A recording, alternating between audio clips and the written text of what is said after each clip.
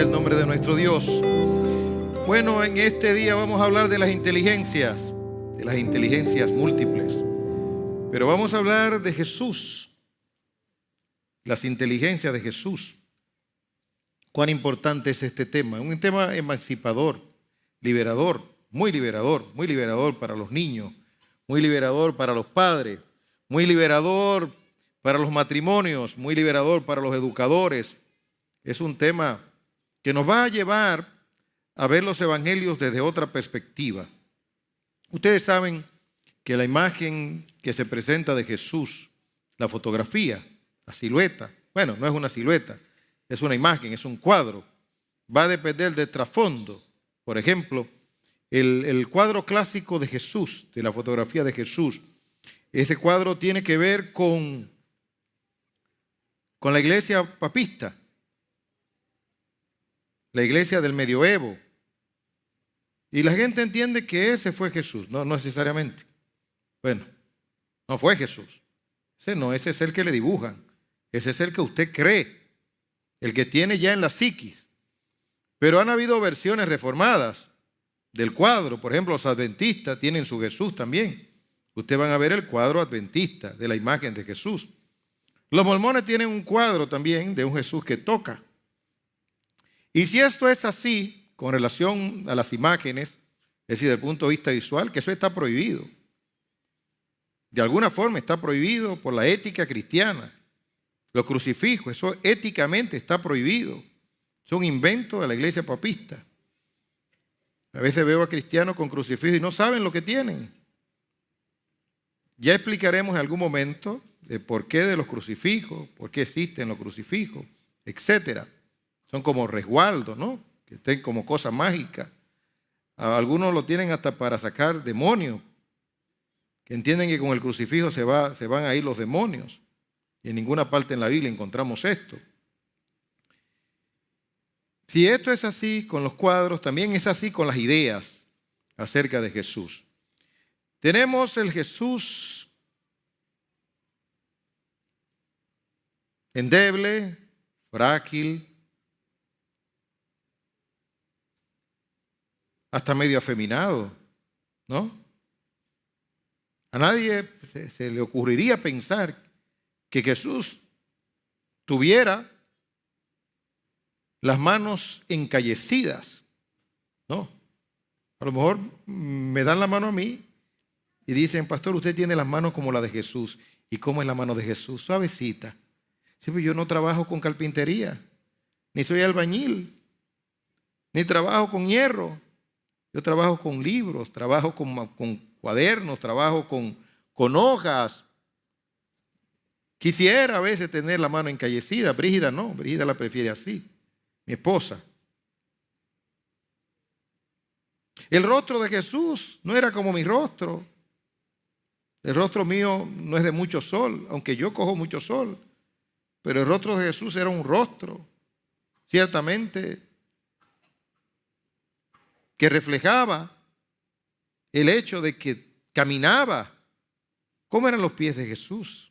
Hay unos pies hermosos, caminando por las calles polvorientas. ¿Usted cree que eran zapatos cerrados? Sandalias, así mismo. Entonces tenemos el Jesús revolucionario, el Jesús de los jesuitas. Un Jesús emancipador, pero en el sentido político. El Jesús de Fidel Castro, el Jesús de Chávez, el Jesús de Maduro, el Jesús de los comunistas, ¿no? que saben explotar muchas cosas. Entonces, luego viene el Jesús moderno, el de hoy en día, el de la prosperidad, el donde no hay pecado, el Jesús de la ética, el Jesús de la ética, el Jesús del sermón del monte, pero sin los aspectos escatológico del sermón del monte, como por ejemplo el infierno, eso es escatología. El pecado, en su sentido soteriológico y su sentido escatológico también. Tenemos a los modernistas, aquellos también que pregonan a Jesús como arquitecto arquitecto del universo. Es decir, una distorsión por doquier de la imagen y de la persona de Jesús. Ahora bien, ¿dónde está el secreto para conocer a Jesús? Ir a la fuente. Usted tiene que ir a la fuente. ¿Y dónde está la fuente? En la Biblia. Específicamente los 4 evangelios. Recuerdo cuando comencé un ministerio de jóvenes, tenía 15 años, y un joven se convirtió en nuestra iglesia, la iglesia que me congregaba, y comenzó a leer los evangelios y quedó tan emocionado, tan impactado con los evangelios. El pastor era tan generoso que nos daba a los jóvenes un domingo del mes era de los jóvenes. Y cuando le tocaba a él hablar, un joven de 15 años, él decía a la iglesia, lean los evangelios. Y volvía a repetir, lean los evangelios. ¿Por qué acentuaba tanto este joven, lean los evangelios? Porque es a través de los evangelios que conocemos a Jesús. Él conoció a Jesús a través de los evangelios. 4 evangelios, en una perspectiva diferente. Para que conozcamos a Jesús, el verbo encarnado en el evangelio de Juan, el siervo de Dios, el varón perfecto, el Jesús de las profecías del Antiguo Testamento. Ahí está una imagen, o ahí se encuentra una imagen clara de Jesús. Ahí usted va a conocer a Jesús. Luego que usted se persuada de la persona de Jesús, del Jesús bíblico, histórico, se va al libro de los Hechos. Y luego se va a las epístolas de Pablo, de Pedro, de Juan, de Santiago, Judas. Y luego, de manera maravillosa, se va al libro de Apocalipsis. En el libro de Apocalipsis usted va a ver el Cordero triunfante, un Cordero que se convirtió en león, el león de la tribu de Judá. Impresionante, ¿no? Aquel que tiene la llave de la muerte, que estuvo muerto y ahora vive por siempre.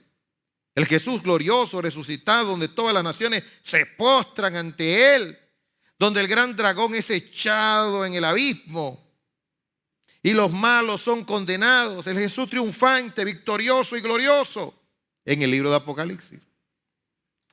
Ahora bien, ¿qué es lo que queremos con esta serie acerca de las inteligencias desde la perspectiva de Jesús? Es decir, las inteligencias de Jesús. Bueno, que usted sepa primero que Jesús es verdadero Dios y verdadero hombre. 100% Dios. En el principio, Juan 1:1, en el principio era el verbo y el verbo era con Dios y el verbo era Dios. En el mundo estaba y el mundo por Él fue hecho. Todo lo que ha sido creado fue por medio de Él y para Él. Esto es realmente maravilloso. Por Él y para Él. Por eso en el libro de Apocalipsis se observa un Jesús victorioso recibiendo gloria. Y entonces Juan quería postrarse ante ángel. Dice, no, a mí no. Adora al Cordero. El único que merece la gloria. El que ha desatado los sellos, los misterios, porque todos los misterios se descubren en Jesús. Él sacó a la luz la vida, dice Pablo, a la luz la vida y la inmortalidad. Es decir, que estamos seguros, conocemos lo que el hombre no conoce con relación a la existencia y a la muerte.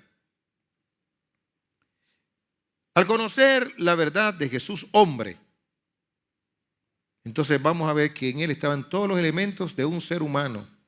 El verbo se hizo carne. Jesús fue hombre. Entonces, un varón perfecto, hombre perfecto, pero como usted y como yo. La Biblia nos muestra las reacciones o los estímulos humanos de Jesús. Por ejemplo, que creció, nació, óvulo, espermatozoide. La Virgen concibió por obra y gracia del Espíritu Santo, un milagro.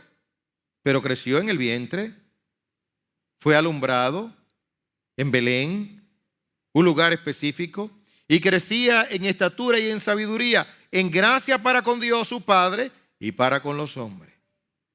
Fue llevado al templo.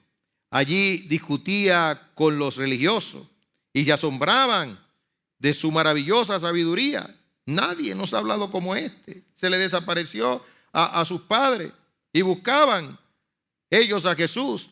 Y Jesús dijo, en la casa de mi Padre me es menester estar. En los asuntos de Dios, en los negocios. Entonces cuando creció y se emancipó, encontramos precisamente que ese Jesús comienza su ministerio glorioso. Y allí observamos que se cansó y que tuvo hambre y que comió. Pero no solamente eso, también lloró. El texto más corto de la Biblia lo encontramos en el Evangelio de Juan, que dice, y Jesús lloró. Mostró empatía con relación a la muerte de su amigo Lázaro. Jesús se entristeció. Mi alma está muy triste hasta la muerte. Se entristeció tanto que sudó gotas de sangre. Y los expertos en la conducta y los neurólogos dicen que esto acontece cuando hay una tensión mental muy, muy grande. Jesús lloró, pero Jesús también sudó gruesas gotas de sangre. Pero supo esperar en Dios, venció la tristeza. Ángeles entonces vinieron a consolarle, ¿no? Jesús usó estrategia mental o estrategias mentales para vencer la calumnia, el dolor, la aflicción. ¿Como cuál, por ejemplo? El fin en la mente, que luego el autor Covey resalta. El final en la mente. ¿Qué dice la Biblia? Dice la Biblia, puesto el gozo delante de él, padeció la cruz. Puso el gozo delante de él. ¿Cómo usted va a superar las aflicciones en su vida poniendo el gozo delante de usted? En otras palabras, si usted es cristiano o cristiana, tiene un final feliz. Cualquier prueba que usted pueda cursar aquí no se puede comparar, dice Pablo, y es la verdad, con la gloria venidera que en nosotros, ¿qué dice la Biblia? Se ha de manifestar. Entonces, conociendo a ese Jesús hombre, lo vamos a imitar y vamos a tratar correctamente a nuestros hijos. No los vamos a humillar o no vamos a creer que son brutos, sino que tienen un tipo de inteligencia. En Jesús se reúnen todas las inteligencias, habidas y por haber. El apóstol Pablo dijo lo siguiente, imítenme a mí. Oiga eso, imítenme a mí. Pero añadió, así como yo imito a Cristo. Imítenme a mí, así como yo imito a Cristo. Es decir, que su foco de atención era Cristo. ¿Usted es cristiano o aspira a ser cristiano? Su foco de atención debe de ser Jesús, no el pastor de la iglesia. Ahora, si el pastor se enfoca en Jesús, mírelo a él. Si él se parece a Jesús, imite lo que hay en él de Jesús. Y así en cualquier cristiano, te pareces a Jesús. ¿Por el peinado? No, por la forma en cómo tú hablas, por la forma en cómo se evidencia el fruto del Espíritu en tu vida. ¿Usted aspira a ser cristiano? Sus ojos deben de estar en Jesús. Y desaparecieron allá en la transfiguración aquellos personajes gloriosos del antiguo pacto y solamente quedó Jesús. Jesús solo. Sí, porque su atención debe de estar en Jesús. Dijo Pedro, porque en ningún otro hay salvación, sino solo en Jesús. No hay otro fundamento sino Jesús. No hay otro camino sino Jesús. No hay otra puerta sino Jesús. No hay otro pan de vida sino Jesús. El único, desde el punto de vista humano, que puede decir, yo soy quien soy. ¿Quién? Yo soy. E inmediatamente tuvieron que retroceder. Un impacto glorioso. Nada más por el solo hecho de decir yo soy. Acordó o recordó la zarza. La zarza con Moisés allí cuando Jehová se le apareció. Entonces, ¿Qué le digo a la gente? ¿Quién me manda? ¿Cuál es tu nombre? Dile, yo soy el que soy y punto. Y cuando Jesús decía, yo soy, bastaba y sobraba. Estaba diciendo, yo soy Jehová. Yo soy Jehová. Yo soy Dios. Tengo autoridad, tengo poder para perdonar pecados, tengo poder sobre la naturaleza, tengo poder sobre los demonios, tengo poder sobre toda carne, se me ha dado todo nivel, se me ha dado toda potestad. Ese es Jesús. Entonces sus ojos deben de estar centrados en Jesús, no en la iglesia. La iglesia es muy bonita y gloria a Dios, hay que congregarse porque es la novia, es la esposa, es la estrategia de Jesús. Pero no debe estar su atención centrada en la iglesia. Es imperfecta. La humana. La militante. Por eso sus ojos siempre en Jesús. Por eso debe de leer continuamente los evangelios. No se canse de leer los evangelios. No se canse de leer las epístolas. Y cuando vaya al Antiguo Testamento, vea a Jesús en cada libro del Antiguo Testamento. Entremos primero a ver el concepto de inteligencia.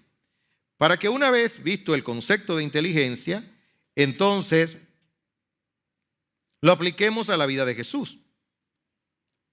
Y hoy vamos a centralizarnos en un aspecto interesante de Jesús, de su inteligencia, el humor. El humor. El humor. Y Jesús tuvo humor, buen humor. ¿Era humorista? No, no era humorista, pero tenía buen humor. ¿Usted pensaba que Jesús no se reía? Pues mire que sí, que se reía y se gozaba. Y hasta bailaba, quién sabe. El humor de Jesús. Nos vamos a quedar ahí y luego continuaremos viendo otros tipos de inteligencia que se evidencian en la Biblia con relación a la persona de Jesús. La inteligencia entonces es una de las características más valoradas por todas las personas. Pero hasta el 1983 se entendía que había un solo tipo de inteligencia.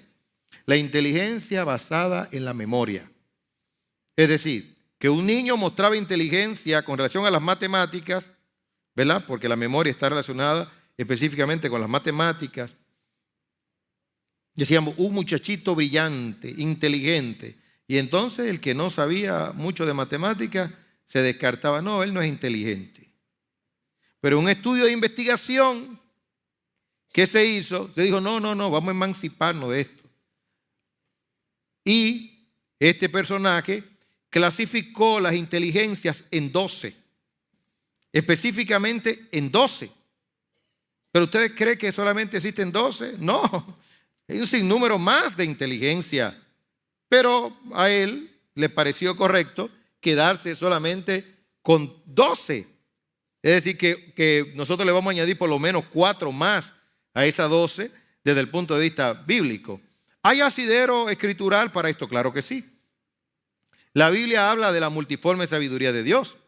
Y la Biblia habla también de los dones. Por eso en la iglesia se habla de los dones, que cada miembro de la iglesia tiene un don particular que debe desarrollar para bien del cuerpo. Entonces la humanidad es un cuerpo. Lo que pasa es que el orgullo no nos permite gloriarnos en el don que el otro tiene. Pablo fue tan maravillosamente humilde que bajo la guianza del Espíritu Santo dijo, todo es vuestro. Sea Cefas, sea ¿quién más? Pedro, ¿no? Sea Santiago, sea Juan, sea quien fuere, todo es vuestro. En otras palabras, Pablo estaba diciendo, miren, la inteligencia de los hombres me benefician a mí. Pero cuánta mezquindad cuando tú rivalizas con la inteligencia del otro, esa inteligencia que sin lugar a dudas te beneficia a ti. O estos descubrimientos que tú tienes aquí, este aire acondicionado tan maravilloso. ¿Tú te imaginas que no tuviéramos este aire acondicionado aquí full? ¿Alguien lo inventó para ti? ¿Tú estás disfrutando de esa silla acolchada? ¿Esa iluminación? Dones todos maravillosos. El metro, el supermercado que inauguraron, bonito, con aire acondicionado que tú vas y compras con un carrito? ¿O tú prefieres eso a ir a un mercado con un olor no muy agradable y tener que comprar una comida a lo mejor no de tanta calidad como la que tú compras ahora? El medio de transportación, el avión, el tren, todos son beneficios para la humanidad, para ti. ¿O usted cree que fue una sola persona? No, es una concatenación, un conjunto de ideas, de conceptos, de descubrimientos. Todo se juntó. ¿Para bien de qué? De la humanidad. Entonces llévalo a eso, a un plano micro, en tu casa, con relación a tus hijos. Ellos tienen sus dones.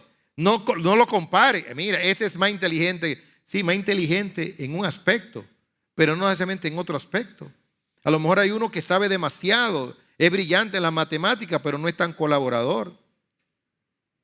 O no es tan feliz como aquel que sirve en la casa, aquel que es cariñoso, que es tierno, que es productivo. A lo mejor no tan productivo como el otro, porque ese tiene un tipo de inteligencia y el otro tiene otro tipo de inteligencia. Y a lo mejor te va a debatir.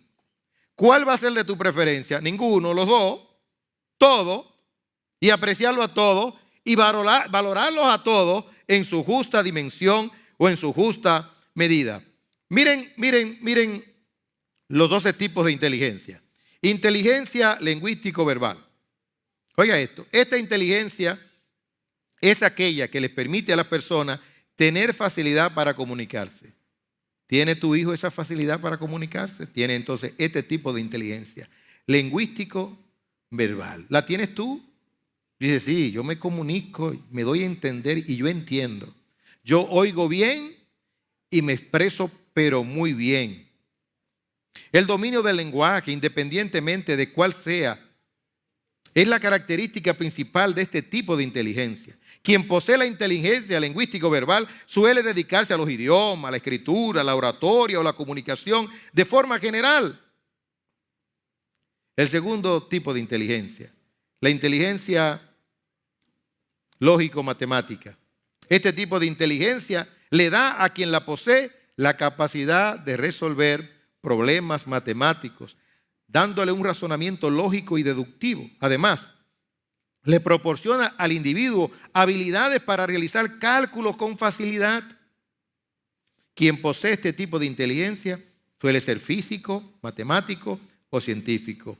Inteligencia espacial. La inteligencia espacial permite observar al mundo y los objetos desde diferentes perspectivas a partir de la creatividad. Los individuos que poseen este tipo de inteligencia son capaces de crear con facilidad sus propias imágenes mentales. Y a veces estas personas no son entendidas porque tienen como una especie de mundo diferente. La inteligencia musical. Quien posee este tipo de inteligencia tiene facilidad con la música y los sonidos. Y yo digo, hasta con los idiomas, porque es que tiene buen oído. Incluso puede tener la facultad innata de crear sus propias melodías. Aquí hay un niño ingresado al centro que tiene 5 años. Su mente, su cabeza está llena de melodías, piezas clásicas, completas. La toca con la boca, la declara con los labios, con el sonido de su lengua. Tiro, tiro, tiro, titirurín, titirurín, parararán, parararán. Y así continúa completica. Se la aprendió de memoria. Ese es un tipo de inteligencia. Inteligencia corporal sinestética. Sinestésica. Sinestésica. Este ejemplo de los tipos de inteligencia le permite al individuo a tener dominio total de su propio cuerpo, controlando detalladamente cada uno de sus movimientos. Ya ustedes saben. ¿Quiénes tienen este tipo de inteligencia? ¿Quiénes? Los peloteros. Inteligencia intrapersonal. Y también los peloteros y los bailarines. No, las bailarinas. Bueno, los bailarines. Bueno, los que bailan. Inteligencia intrapersonal. La inteligencia intrapersonal le permite al ser humano la capacidad de entender sus propias emociones. Tiene facilidad para entenderse a sí mismo. Posee gran autocontrol y alta capacidad para la meditación. Ese es un tipo de inteligencia. Inteligencia interpersonal. La anterior era y es intrapersonal. Esta es interpersonal. La inteligencia interpersonal le permite al individuo captar los deseos, estado de ánimos e intenciones de las personas que están a su alrededor. Tiene la facultad para captar la información no verbal que transmite el interlocutor. Una característica muy útil para aquellos que trabajan en ventas. Inteligencia naturalista. Este tipo de inteligencia le permite al ser humano tener una sensibilidad mayor en todo lo relacionado con la naturaleza. Inteligencia existencial. La inteligencia existencial da la capacidad de cuestionarse continuamente sobre la existencia. Es los filósofos, los pensadores y los pastores. Un pastor que no tiene este tipo de inteligencia está desenfocado. Si no tiene este tipo de inteligencia, de cuestionarse continuamente, yo le puedo decir que desde niño, desde que yo tengo conciencia, no hay un día que yo no piense en mi existencia y en mi muerte. Un pastor que no piense en su existencia cada día y en su muerte no tiene conciencia de su realidad, ni puede llevar a su pueblo por el camino de la eternidad. Inteligencia creativa. Este tipo de inteligencia la tienen las personas que tienen ideas nuevas a cada momento. Suelen estar creando no solo cosas, sino también formas innovadoras de realizar diferentes actividades. Viven anotando siempre, le vienen ideas a la cabeza. Son emprendedores. Inteligencia emocional. La inteligencia emocional permite que el individuo tenga un mayor bienestar emocional gracias al autocontrol, disminución del estrés y automotivación personal. Inteligencia colaborativa. La inteligencia colaborativa le da la capacidad a quien la posee a trabajar satisfactoriamente en equipo. Puede alcanzar metas con facilidad trabajando en conjunto. Bueno, yo digo que este autor clasificó las inteligencias en 12, pero hay muchas más. Permítame añadirles de mi parte 4. Bíblicamente, la inteligencia de la conducta. ¿Qué tipo de inteligencia es esta? Está en la Biblia. ¿Quién es sabio y entendido entre vosotros que muestre por sus buenas obras en mansedumbre de sabiduría? ¿Quién es sabio y entendido entre vosotros? Que muestre por su buena conducta sus obras en mansedumbre de sabiduría. Esta es la inteligencia de la conducta. No habla mucho, no tiene que hablar mucho, pero la mansedumbre es su común denominador. 2. La inteligencia del temor de Dios. El principio de la sabiduría es el temor de Jehová. ¿Alguien puede identificar un personaje de la Biblia con esta inteligencia y que llegó a posiciones muy altas? Daniel. Propuso en su corazón no contaminarse con la comida del rey y llegó muy alto. Fue inteligente. En todos sus procederes, su temor a Dios. ¿Tenía otras inteligencias? Obviamente que sí. Pero lo que caracterizaba a Daniel era su temor a Dios y aumentaba en inteligencia. Por eso dice la Biblia, partiendo del principio de que no quiso contaminarse con la comida del rey, que Dios lo fue colocando en posiciones altas. Igualmente a José. La inteligencia del dominio propio. Mejor es el que tarda en airarse que el fuerte. Y el que se enseñorea de su espíritu que el que toma una ciudad. La inteligencia del dominio propio. Y en cuarto lugar, la inteligencia de la perspicacia. Alumbrando los ojos de vuestro entendimiento para que sepáis cuál es la esperanza a que Él os ha llamado y cuál es la riqueza de la gloria de su herencia de los santos. Esa perspicacia tiene que ver con dos cosas. Con la asimilación de lo que se lee o del ambiente y la capacidad de discernir una cosa y la otra en la aplicación para el logro de resultados. Es decir, que alguien pudiera estar viendo y leyendo muchas cosas, ha visto mucho, fue a Estados Unidos y vio muchas cosas. ¡Wow! ¡Wow! Y eso nada más fue lo que se convirtió en wow, wow, wow. Pero otra persona vio lo mismo y dijo, ¿qué? ¿Qué? ¿Qué? ¿Cómo? Y comenzó a hacer dibujos y a proyectar. De allá trajo y diseño, imágenes, para aplicarlo en su entorno. Es decir, que aquel nada más dijo, wow, wow, y no fue productivo. Pero el otro tipo de inteligencia, es decir, la inteligencia con perspicacia, vio cosas y dijo, esto yo lo puedo aplicar. Es como aquellos dos personajes. Ustedes conocen la historia. Mandaron a un zapatero, un vendedor de zapatos, a una nación. Y cuando él se desmontó, lo primero que vio es que la gente estaba descalza. Wow. Aquí no hay forma de vender zapatos. Y siguió andando todo el mundo descalzo. Entonces dijo, mire, mándeme el ticket de nuevo, que aquí no se va a poder. Tiene mi permiso. Aquí no se va a poder. Aquí no se va a poder. Entonces,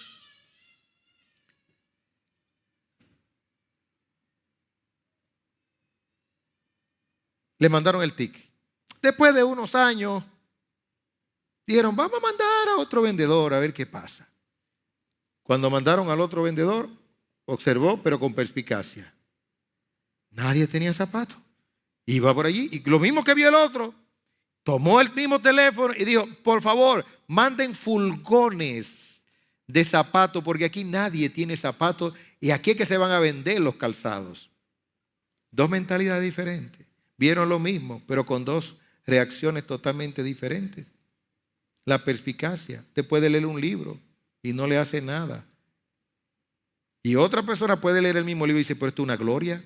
Esto es un descubrimiento. Esto es maravilloso.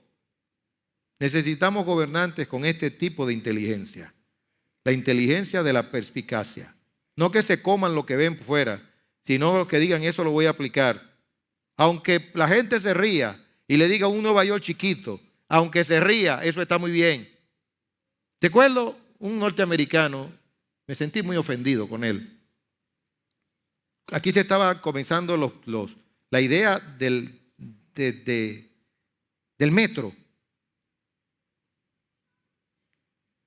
Y él decía, me dijo, ¿y cómo puede ser posible que un país pobre, un presidente, esté pensando en una cosa tan grande como un metro? Y yo nada más por dentro de mí, dijo, americano, tú no quieres que yo tenga metro. ¿Qué es lo que te pasa? Yo quiero soñar, déjame soñar, deja que mi presidente sueñe. Y soñó y lo hizo. Hoy miles y miles de personas se transportan a una velocidad significativa y con un confort maravilloso, fruto de un emancipador que fue a un país y dijo, yo quiero eso para este país.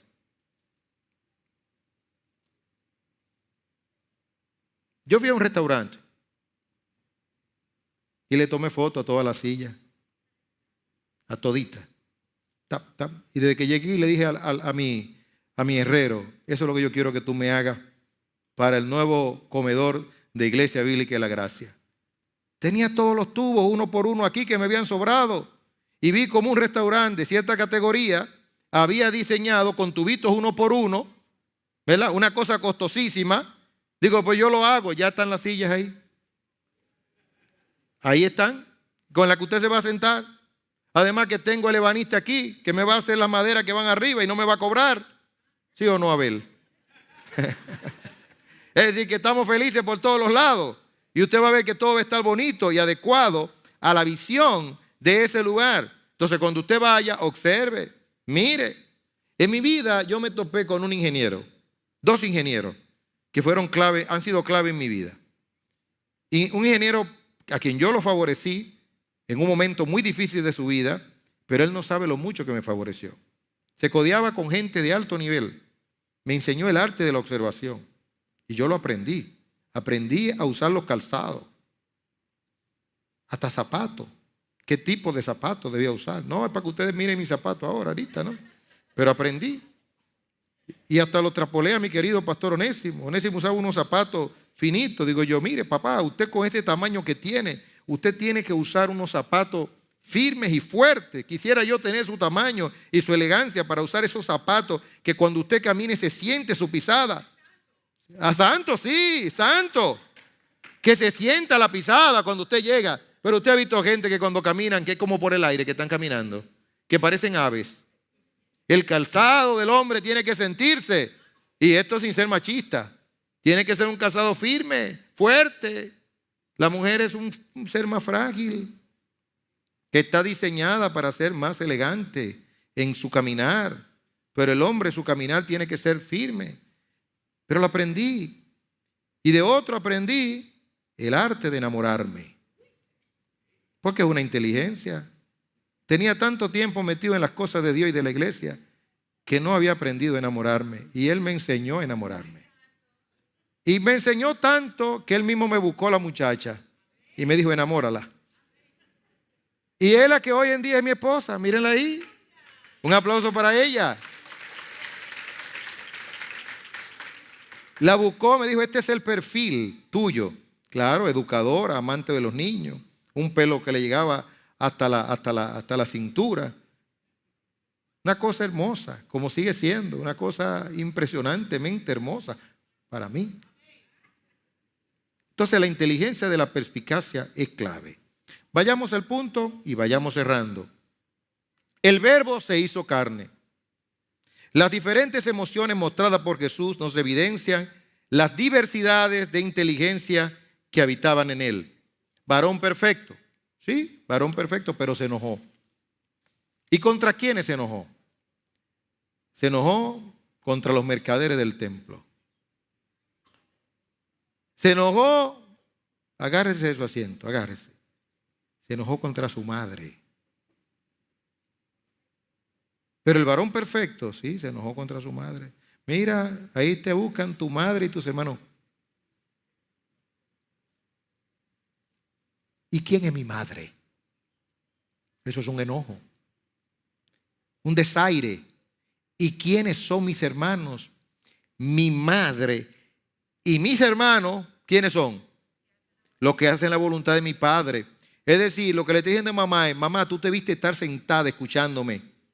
Y mis hermanos debieron estar aquí. Lo que pasa es que la mamá creía, se dejó contaminar del ambiente farisaico que decía que Jesús estaba endemoniado.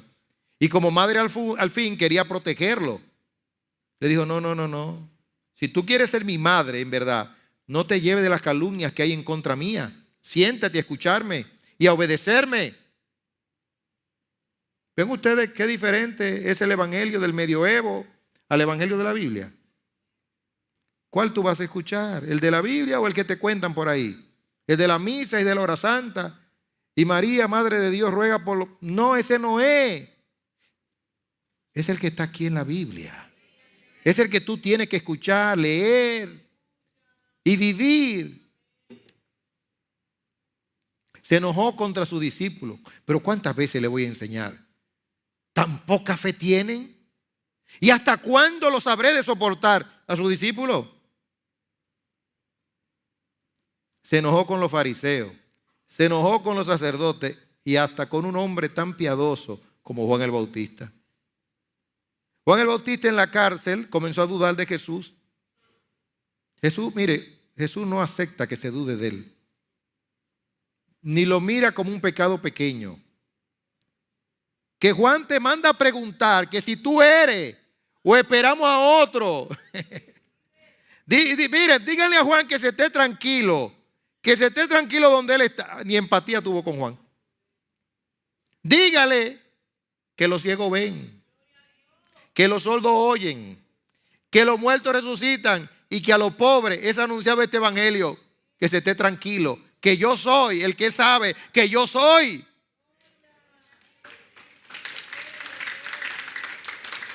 No fue Juan que lo bautizó y vio los cielos abiertos y se dijo, este es mi hijo amado en el cual tengo complacencia. A él oí.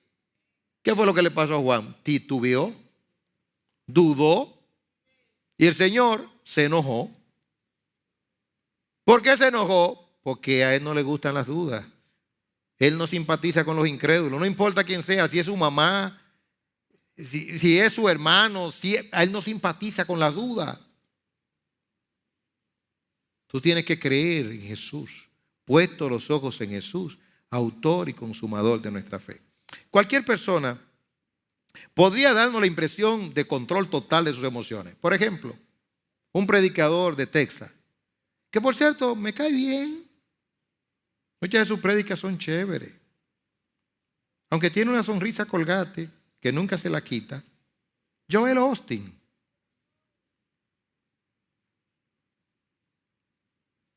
Sus contenidos son bíblicos, obviamente. Tiene un estilo particular. Trata de no ser conflictivo. Y él dice que así como él es en el púlpito, porque siempre una sonrisa colgate, nunca habla del infierno, nunca habla del pecado, y si habla es muy someramente. Todas sus prédicas y todas sus anécdotas son positivas. Por eso está full, no cabe una persona en ese estadio en Texas, lo adquirieron. Es tan extraordinario que la gente sale feliz de ahí. La gente sale tan contenta que le voy a explicar lo que ocurrió un día. Un día un editor de una casa editora multimillonaria estaba cerca de esa iglesia. Y él ve la gente saliendo. Sí, ¿qué está pasando aquí? ¿Por qué la gente está tan contenta? Dice, no, es que están escuchando a Joel Austin. ¿Pero cómo es eso? ¿Y quién es ese hombre? Inmediatamente lo contrató, creo que le dio $10 millones por un solo libro. Porque él dijo, si con la prédica de este hombre la gente sale así, yo me imagino cuántos libros va a vender este hombre. Y en efecto, así fue. Joel Austin da la impresión que no tiene problema en la vida. Tiene una esposa hermosísima. Su papá fue pastor. Su mamá fue curada por el Señor de un cáncer. Todas esas cosas se pueden dar. Es amado, pero aborrecido también. Pues Joel Austin da la impresión que no tiene problema en la vida. Pero yo quiero decirle que hasta Joel Austin tiene problemas. Hasta Joel Austin se aira. Hay gente que da la impresión que no tiene problema en su matrimonio, que no tiene ningún conflicto. ¿Y cómo te lleva con tu esposa? Mira, de maravilla. Y ese hombre nunca me ha peleado eso. Y esa mujer es una cosa, mira. Y había un programa de televisión en la República Dominicana que se llamaba Ni tú te lo crees. Ni tú te lo crees. Yo recuerdo un familiar donde yo le expresé con sinceridad quién yo soy. ¿Quién yo soy? Un ser humano con conflictos, con dificultades, con reacciones, con ira, como la de Pedro, con pasión. Pero yo conociéndolo a él desde chiquito, ¿no? Él me quiere decir que todo está take it easy. Si yo lo miro de arriba abajo, todo está take it easy. Todo está take it easy. No. Sea un cristiano sincero, nunca descarado. Sincero, nunca. Porque hay alguien que dice, yo soy así. No, cambie eso. Si es usted así, es una conducta pecaminosa, cámbiela. Pero admita que en usted hay una situación de conflicto ante los estímulos que se puedan presentar. Si en Jesús se presentaron y él reaccionó, ¿cómo reaccionó con los mercaderes? ¿Con un latiguito? Con ira. Lo sacó y 2 veces lo sacó. Lo sacó con ira. ¿Movido por qué? Por el celo, sin pecado. Si le habló así a su mamá, si habló así de su discípulo, aun cuando ella le pidió que convirtiera el agua en vino, le dijo, mujer, ¿qué es lo que te pasa? Y luego la complació, pero le echó su bochecito. Ahora es cómo reaccionamos. Hay cosas que no esperamos. ¿Usted se acuerda de la historia de Abigail? ¿Se acuerda? David, que había cuidado esa casa de noche, de repente este hombre le dice que no. Mire. Iba a eliminar a todo el mundo si Abigail no se lo impide. ¿Y usted no ha tenido alguna reacción así? Que por ejemplo usted tiene una casa que usted le compra, que le ha comprado miles de pesos, y usted un día le pide que por favor le despache, que en ese momento no puede ir a llevarle el dinero, y le dice que no. ¿Usted no siente el deseo de decirle jamás te vuelvo a comprar? Se le nubla el entendimiento. En su sentido práctico, las inteligencias de Jesús se pueden evidenciar en los siguientes aspectos. Autoconciencia. ¿Quién soy? Jesús sabía quién era. Ya se ha hablado de esta inteligencia. Él sabía quién era. Si usted sabe quién es usted está mostrando un tipo de inteligencia. A Jesús no podían decir, di que, si eres el Hijo de Dios. No es que yo soy el Hijo de Dios. Cuando Satanás vino, porque el insinuador es Satanás. ¿No te han dicho alguna vez, y tú eres cristiano? ¿Qué tú le respondes? Yo casi soy cristiano. Yo creo que soy cristiano, porque nadie puede decir que es cristiano. A usted no sabe quién es usted. Dígale, por la gracia de Dios soy lo que soy. Por la gracia de Dios soy cristiano, perdonado, santificado, regenerado y hasta glorificado en fe. No tenga duda. Propósito. En segundo lugar, propósito. ¿Para qué existo? Hay gente que andan deambulando, que no saben para qué existen. Están como caballos, con un bozal. No saben a lo que diga el jinete, a dónde lo lleve. No, usted es un hijo de Dios, usted sabe lo que usted quiere y hacia dónde va, hacia dónde usted se dirige. Usted está cierto.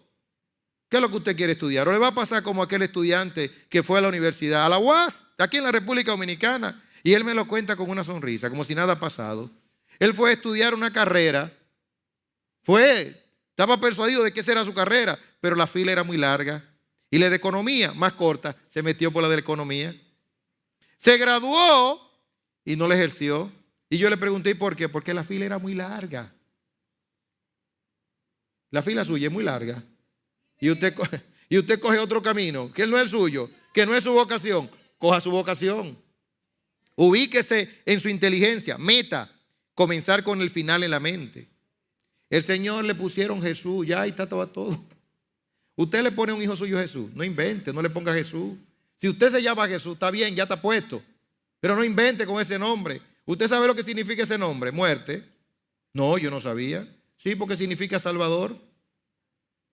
¿Y Salvador de qué? Del pecado. Y para poder salvar al pueblo, Jesús, el que salva. ¿Y cómo salva? Con la muerte. Es decir, que desde niño él sabía para qué estaba destinado. El Cordero de Dios, destinado para tenerlo de bicuí, de adorno, para ser inmolado.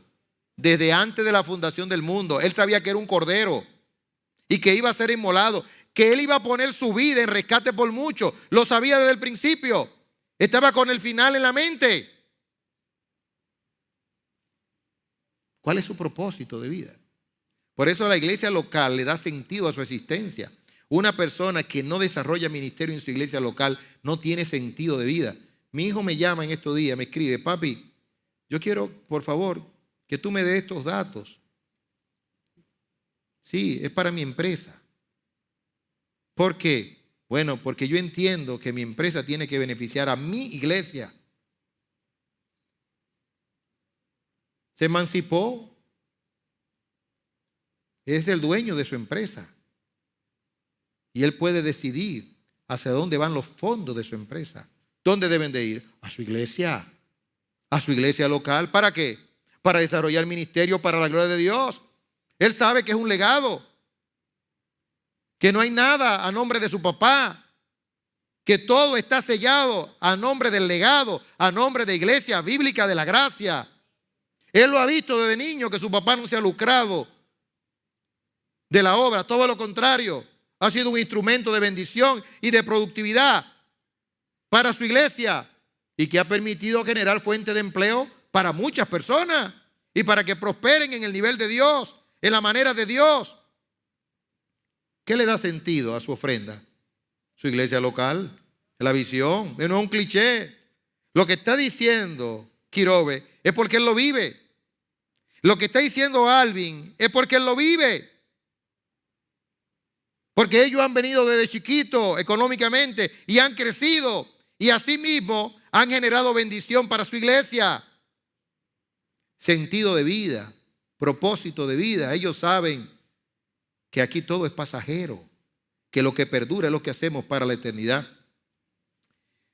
Su sabia administración del tiempo demostró inteligencia. Yo explicaré eso más adelante, o explicaremos eso más adelante. Su sabia selección de sus amigos, su sabia administración de sus palabras, su cuidado de su vida espiritual, su sabia dependencia de su Padre Celestial a través de una vida de oración, su sabia vida de autonegación, su productividad, su perspicacia, su celo santo, el manejo exitoso de su tristeza y su humor. Y dije que hoy íbamos a hablar del humor. Si ustedes quieren, yo sigo. Pero no voy a seguir. Lo dejaremos para el próximo domingo. Gracias por esa cortesía y esa gentileza para con vuestro siervo. El próximo domingo hablaremos del humor de Jesús. Aquí nos vamos a reír toditos con el humor de Jesús. El humor de Jesús es hilarante. El favorito mío, la escena favorita mía, que yo me río cada vez que la leo, es el capítulo 9 de Juan. Me arrastro de la risa. Pero hay muchísimas escenas, como la del mosquito y el camello, sepulcro blanqueado, que todo eso es hilaridad. Todo eso es humor del de Jesús, que usted tiene que descubrirlo. Los estudiosos del griego pueden verlo aún con más facilidad y con colores más destacados. Finalmente, entonces, entendiendo que seguiremos el próximo domingo, les digo lo siguiente. La salvación es algo muy serio, pero no debemos perder nuestras inteligencias, en especial la inteligencia del buen humor, obviamente sin caer en la irreverencia. ¿Usted ve? El pastor Bayonet es fiero cuando combate las herejías. Y con las injusticias me han visto llorar ustedes como un niño. Me han visto sonrojarme de ira. Me han visto enfrentar a mis amigos cuando se han desviado del camino. Pero yo no he perdido el humor. Claro que he tenido noches difíciles, pero vuelvo sobre mis pasos. Yo me río con mi esposa, me río con mis hijos.